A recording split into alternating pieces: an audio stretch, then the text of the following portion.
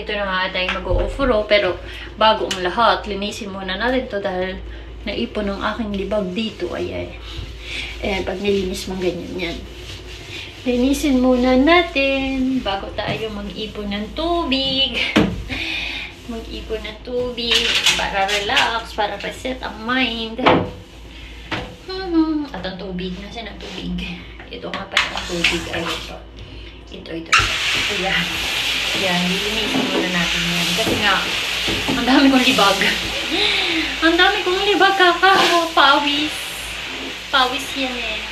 Siyempre, almost nasa trabaho ko na nakatutok. Tapos, ang isip mo pa rin, trabaho pa rin. Nag-iisip ko pa rin ng ibang trabaho. Ang ibang trabaho, ang maganda. Trabaho pa rin.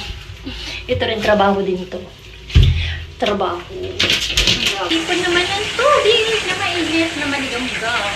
Dahil ang sakit nga ng aking binti, dahil puro ugat na, kakatayo, kailangan ko naman maging relax ang aking paa. Dahil ang aking paa ay dalang-dalang po. Kahit ko na ako magpunta. Silagyan natin ng powder. Lavender. At ito nga pala siya.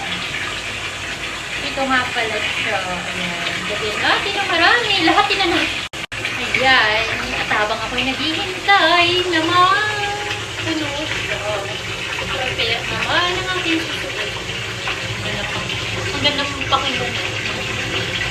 Ano ba? Pakinggan, ang gandang tignan, titigan, kulay violet. Favorite color, ang bango. Grabe na pakabango. Ang bango niya. Wow. Yun.